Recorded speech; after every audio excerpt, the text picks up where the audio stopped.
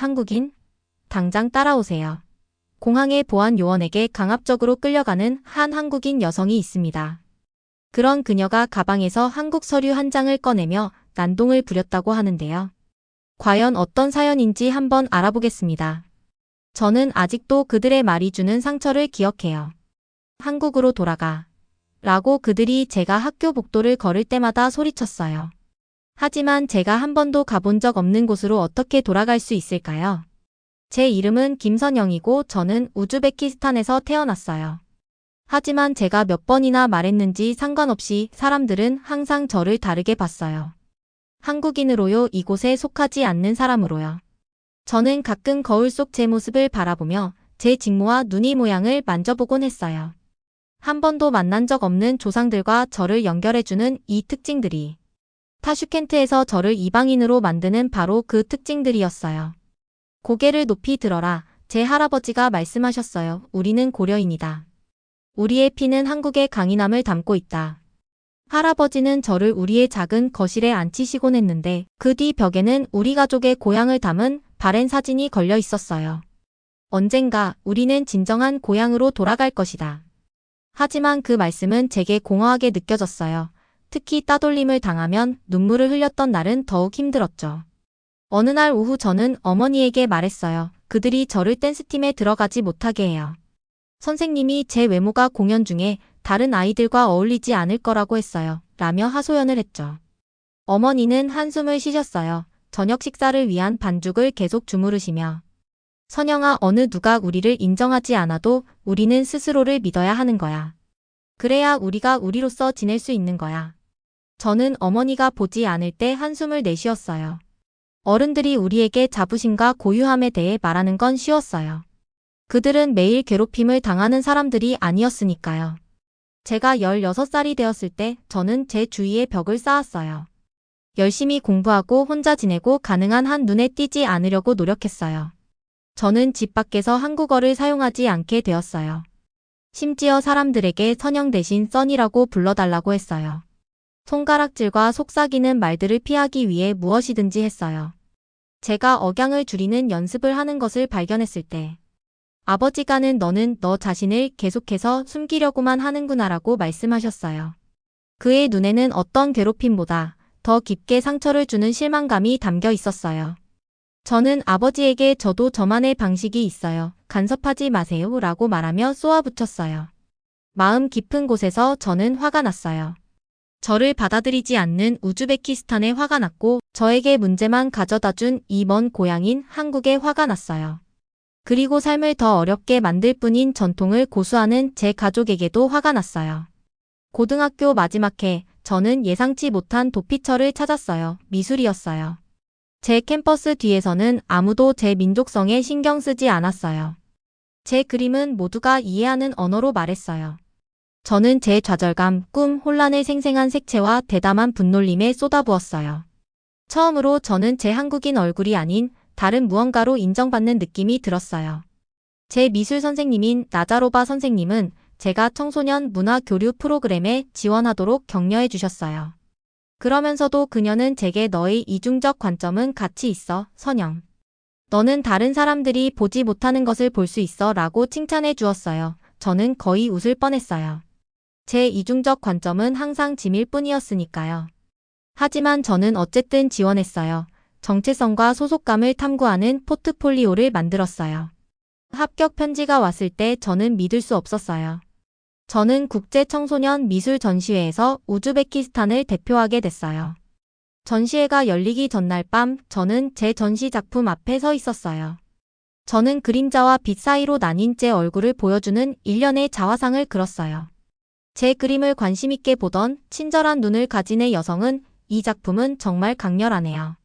혹시 직접 그리신 작가인가요? 라고 물음을 던졌어요. 저는 고개를 끄덕였어요. 저희 대답에 그녀는 무엇에 영감을 받았나요? 라고 물었어요. 그 질문은 저를 당황하게 했어요. 하지만 저는 솔직하게 말을 해보았어요. 눈에 띄지 않으면서도 너무 눈에 띄는 것이요. 저는 한국에 피가 흐르고 있지만 태어난 곳은 우즈베키스탄이에요. 저는 어디에도 섞이지 못하거든요 라고 말했어요. 그녀의 표정이 부드러워졌어요. 그녀는 저에게 명함을 건네면서 제게 이해해요. 저는 한국 대사관에서 왔어요. 우리는 이곳에 많은 고려인들과 함께 일하고 있어요. 만약 한국에 대해 더 알고 싶다면 언제든지 연락해주세요 라고 친절하게 말해줬어요. 저는 예의상 명함을 받았지만 집에 가서는 서랍 맨 아래에 밀어 넣었어요. 한국은 제 조부모님이 들려주시던 동화였지 제 미래를 위해서는 생각조차 하고 싶지 않은 곳이었어요. 제 삶은 어찌됐던 이곳 우즈베키스탄에 있으니까요. 그때는 이 명함 하나가 모든 것을 바꿀 거라고는 전혀 몰랐어요. 제가 오랫동안 원망했던 한국이 곧 제 유일한 희망이 될 거라고는 전혀 몰랐어요. 그 미술 전시회 이후로 3년이 지났어요. 저는 한국에 대한 생각을 한쪽으로 밀어두고 우즈베키스탄에서 제 삶을 살아가는 데 집중했어요.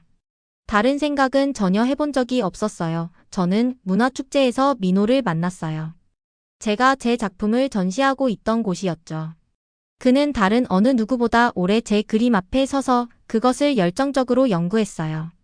그는 저를 보지 않고 말했어요. 제가 제대로 본 게 맞다면 당신은 꼭 어떤 세계 사이에 갇힌 느낌을 정말 완벽하게 담아냈어요. 라고 말이죠. 그가 마침내 저를 향해 돌아섰을 때 저는 그의 눈에서 저와 똑같은 삶이 반영된 것을 보았어요. 똑같은 정체성을 가진 또 다른 고려인이었어요. 우리는 그렇게 처음 알게 됐고 1년 만에 결혼까지 하게 됐어요. 민호는 다른 어떤 사람도 할 수 없는 방식으로 저를 이해했어요. 그는 제게 한국 유산에 대해 일절 강요하지 않았어요. 그저 제 모든 부분만을 있는 그대로 받아들였어요. 우리 아들 준호의 탄생은 또 다른 걱정을 만들게 되었죠. 처음 그를 안았을 때 그의 작은 얼굴에는 민호의 모습도 저희 모습도 있었어요. 행복감에 젖어 아이를 보고 있을 때 저는 갑작스레 두려움이 물밀듯이 밀려오는 것을 느꼈어요. 아들이 제 팔에서 자는 동안 저는 민호에게 속삭였어요. 우리 준호는 이곳에서 어떻게 지낼지 걱정이 좀 돼요. 그도 우리가 겪었던 것과 같은 거부감을 느낄까요? 라고 말하며 걱정을 내비쳤어요. 민호는 제 손을 꽉 잡았지만 대답이 없었어요. 준호가 자라면서 제 두려움은 현실이 되었어요. 5살이 되자마자 그는 제 마음을 아프게 하는 질문들을 들고 집에 오기 시작했어요. 어느 날 그가 갑작스럽게 제게 이야기하는 거예요. 엄마, 티무르가 눈을 보더니 웃기다고 놀렸어요. 그는 제게 중국으로 다시 가라고 말했어요. 저는 그를 제 무릎으로 끌어당기면서 내 눈은 아빠와 엄마 눈처럼 아름다워. 그리고 우리는 중국인이 아니라 한국인이야 라고 말해주었어요. 그런 저에게 준호는 물었어요. 그럼 왜 우리는 한국에 살지 않아요? 라며 말이죠. 너무나 단순한 질문이었어요. 하지만 너무나도 어렵기도 한 질문이었어요. 그날 밤 민호는 주방 테이블에 앉아있는 저를 보며 다가왔어요. 저는 멍하니 차 한 잔을 바라보고 있었죠. 그가 제 앞으로 앉자 저는 입을 조심스레 열었어요. 저는 그에게 예전에 받았던 오래된 명함을 찾았어요. 그때 말한 한국 대사관 여성이 건네준 것 말이에요 라고 말했어요. 그는 눈썹을 올리며 몇 년 전 거요. 왜요? 라고 말하며 궁금해했어요. 저는 낡은 카드를 테이블 위로 밀며 오늘 준호가 제게 말했던 것에 대해 생각해봤어요. 왜 우리는 한국에 살지 않냐고요? 만약 우리가 그럴 수 있다면 어떨까요? 라고 민호에게 물었어요. 민호의 눈이 커졌어요. 당신이 항상 그 생각에 가장 반대했잖아요. 민호는 정말 놀란 것 같았어요. 저는 손가락으로 머리카락을 넘기며 그에게 대답했어요. 맞아요. 하지만 그것은 저와 제 분노에 관한 것이었어요. 이제는 준호가 있으니까요. 저는 그가 우리처럼 어디에도 속하지 않는다고 느끼며 잘하는 것을 원치 않아요 라고 말했죠. 다음 날 아침 저는 그 명함에 있는 번호로 전화를 걸었어요. 누구도 저를 기억하지 못할 거라고 생각했죠. 놀랍게도 박 씨는 저를 기억했을 뿐만 아니라 즉시 대사관으로 초대했어요. 한국 대사관은 타슈켄트 중심부에 또 다른 세계의 섬처럼 서 있었어요. 깨끗하고 현대적이며 효율적이었어요. 박 씨는 따뜻한 악수로 저를 맞이했어요. 그녀는 저를 그녀의 사무실로 안내하며 제게 정말 멋진 일을 하고 계시더군요. 당신의 문화 전시회는 인상적이었어요. 라고 말했어요. 저는 놀라서 눈을 깜빡이며 제 작품에 대해 알고 계셨나요? 라고 되물었어요. 그녀는 미소 지었어요. 한국 정부는 성공한 고려인들을 지켜보고 있어요. 우리는 항상 여러분 중 일부가 귀환을 고려할 거라고 생각하거든요. 저는 그 말을 듣자마자 그녀에게 그게 제가 여기 온 이유예요. 제 아들이 제가 겪었던 것과 같은 차별을 겪기 시작했어요. 그래서 저희가 한국으로 이주하는 것이 가능한지 알고 싶어요 라고 물었어요. 박 씨의 얼굴이 밝아졌어요. 그녀는 파일 하나를 꺼내 시민권을 되찾고자 하는 한국계 사람들을 위한 한국 정부의 프로그램을 설명하기 시작했어요. 과정은 간단해요. 고려인 혈통 증명과 기본적인 언어 능력, 그리고 한국에서의 경제적 안정을 위한 계획이 필요해요. 그녀가 현대 한국의 도시, 학교, 문화센터를 보여주는 자료를 건네자 제 머리가 빙글빙글 돌았어요. 이것은 제 조부모의 이야기 속 한국이 아니었어요. 이것은 생기 넘치고 발전된 국가로 제가 과연 적응할 수 있을지 걱정이 될 정도였어요. 사람들이 그곳에서 우리를 받아들일까요? 저는 제 가장 깊은 두려움을 표현했어요. 우리는 그 언어를 잘하지 못해요.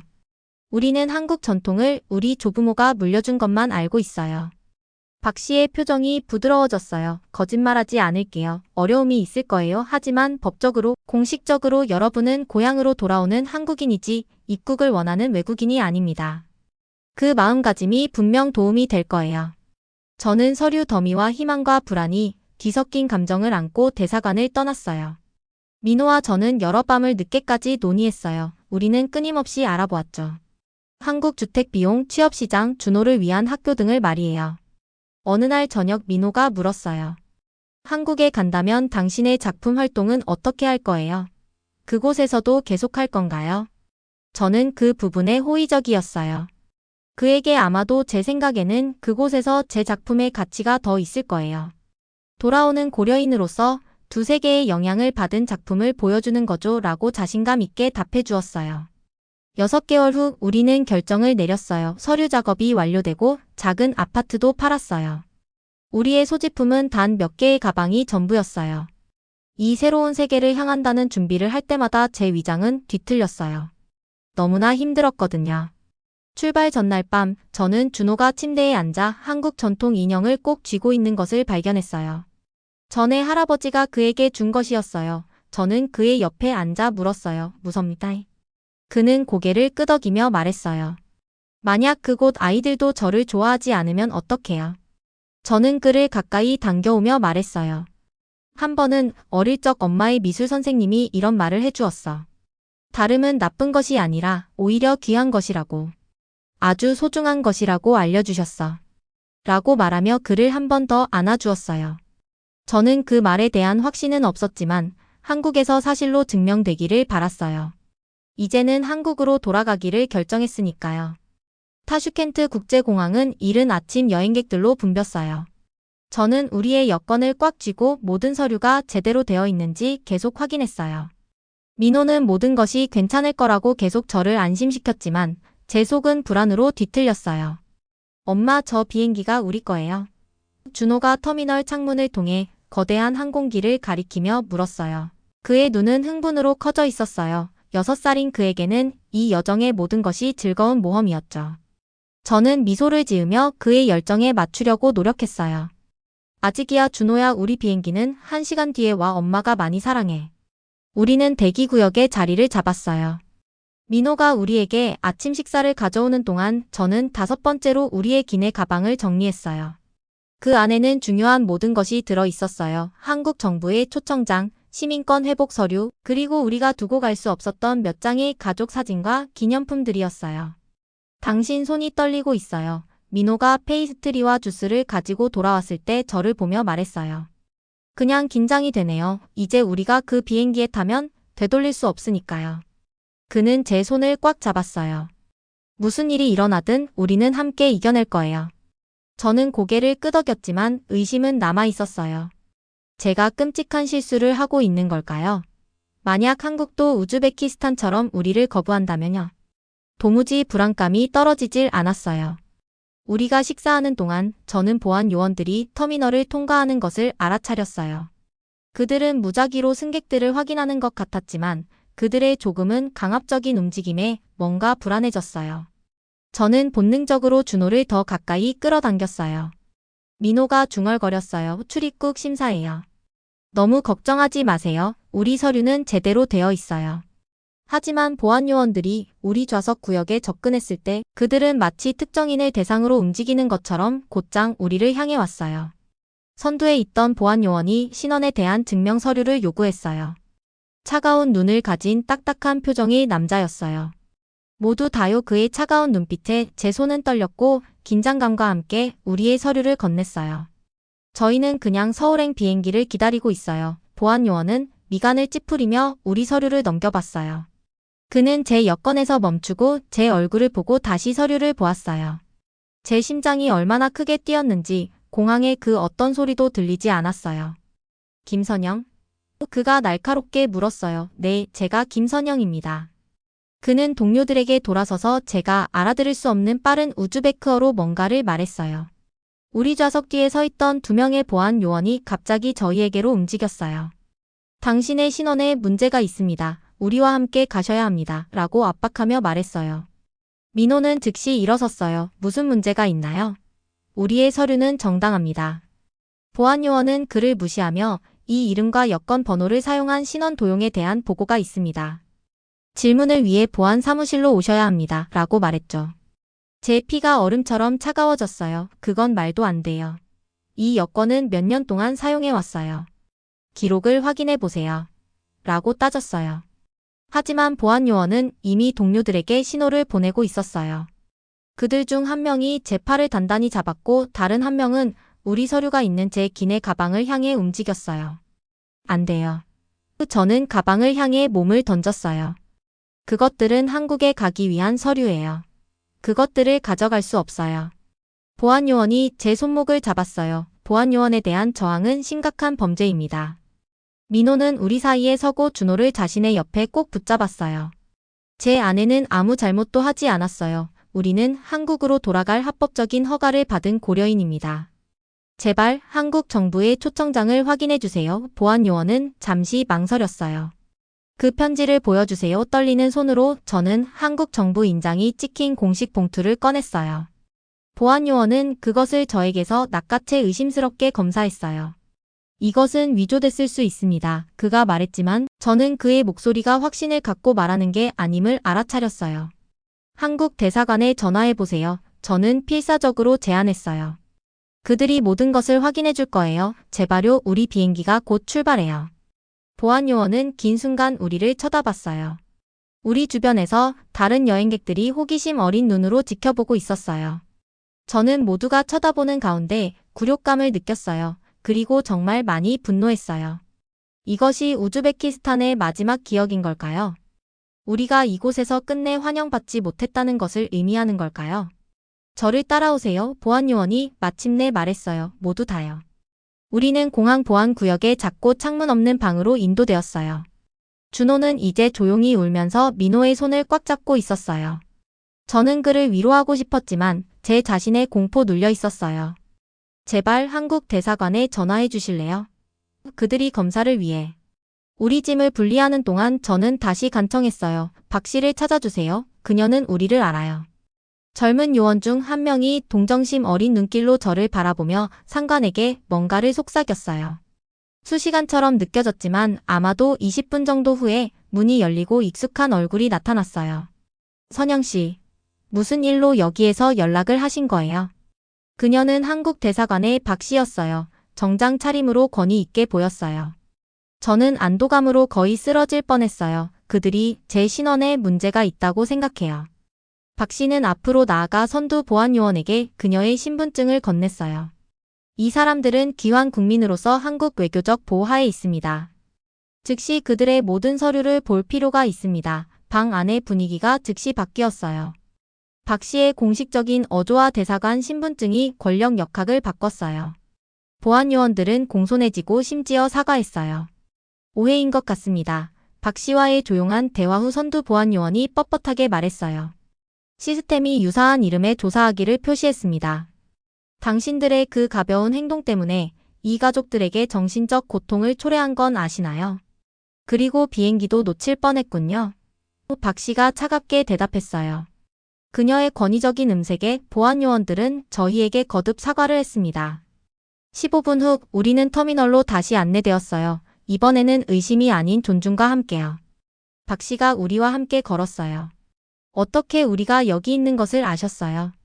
저는 여전히 안정되지 못한 상태에서 그녀에게 물었어요. 우리는 시민권 프로그램에 있는 모든 고려인들의 출국을 모니터링합니다. 그녀가 설명했어요. 당신의 이름에 보안 경고가 올라왔을 때 우리 대사관은 자동으로 통보받았어요. 그녀는 안심시키듯 제 팔을 꽉 잡았어요. 이것이 한국의 보호 아래 있다는 것의 의미예요. 선영 씨.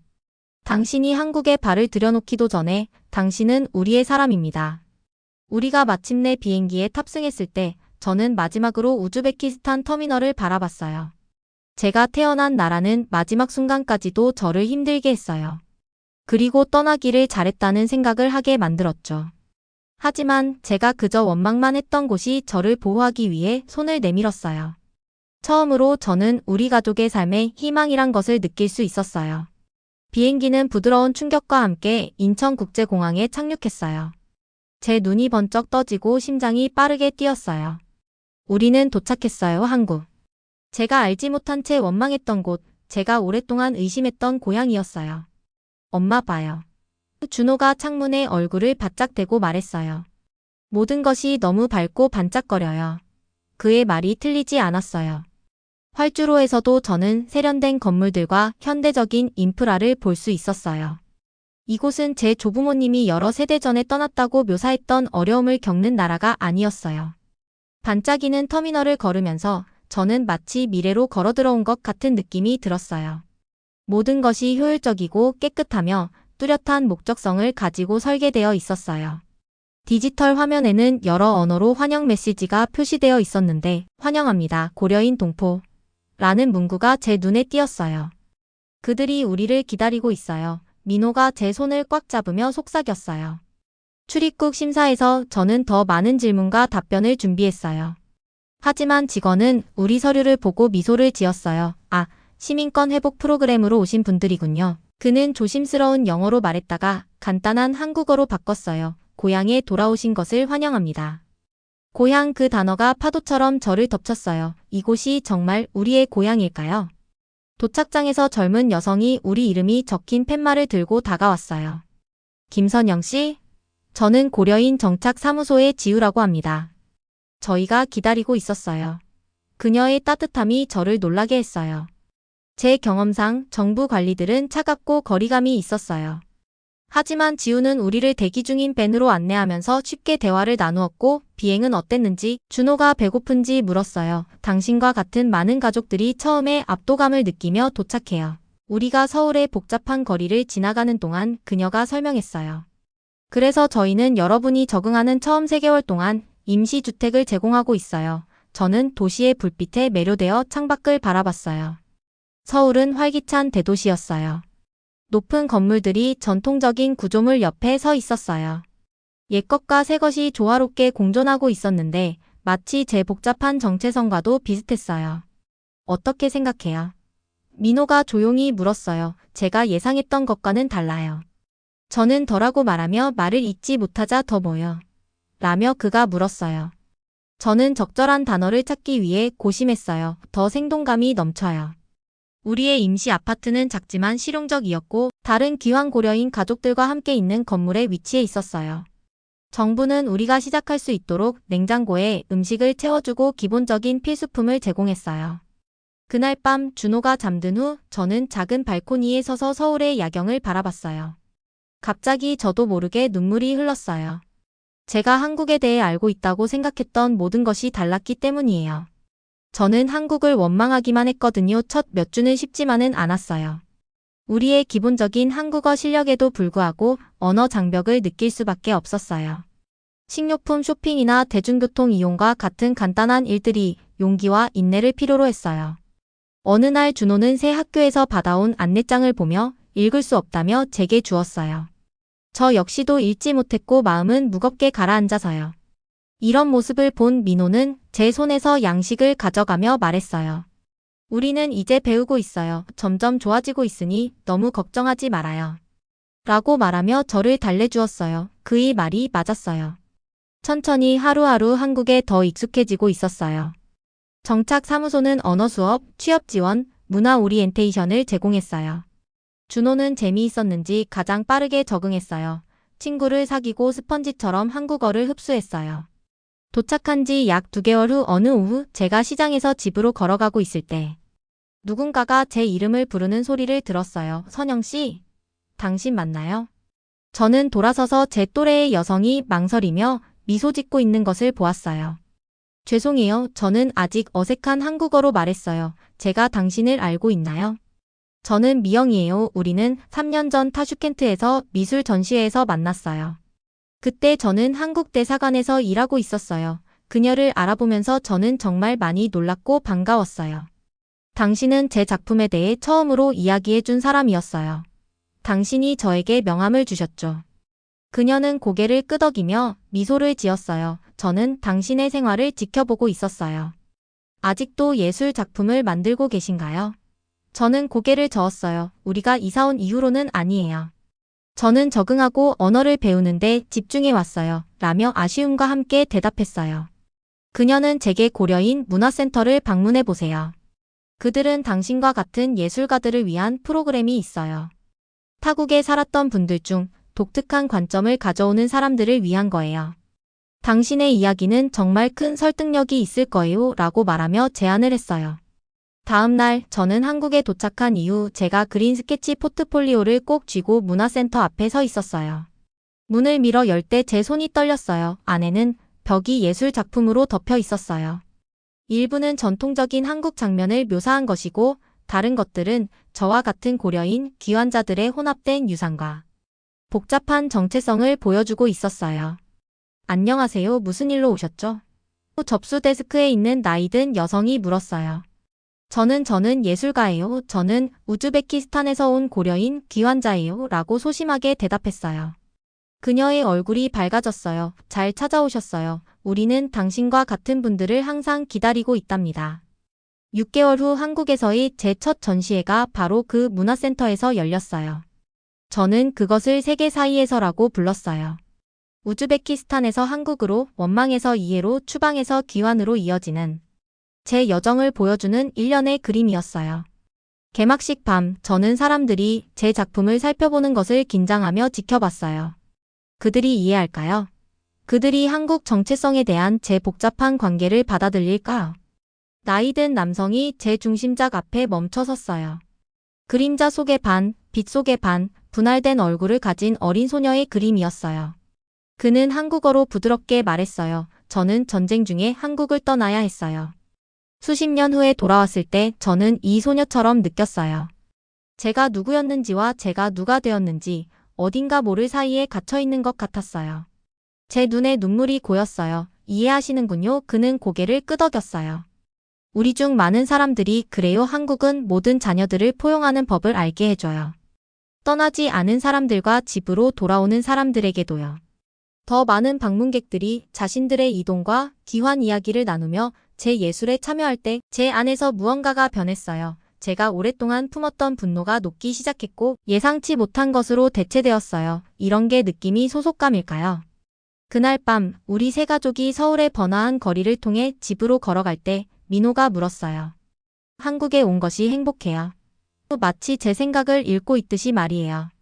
네, 이곳 한국이 우리가 있어야 할 고향이에요. 이곳이 집이에요. 라고 확신을 보이며 대답했어요. 이상으로 제 이야기를 마치겠습니다. 들어주셔서 감사합니다. 김선영이었습니다. 오늘의 사연 들어주셔서 감사합니다. 행복한 하루 보내세요. 구독과 좋아요 눌러주시면 사연 소개에 많은 힘이 됩니다.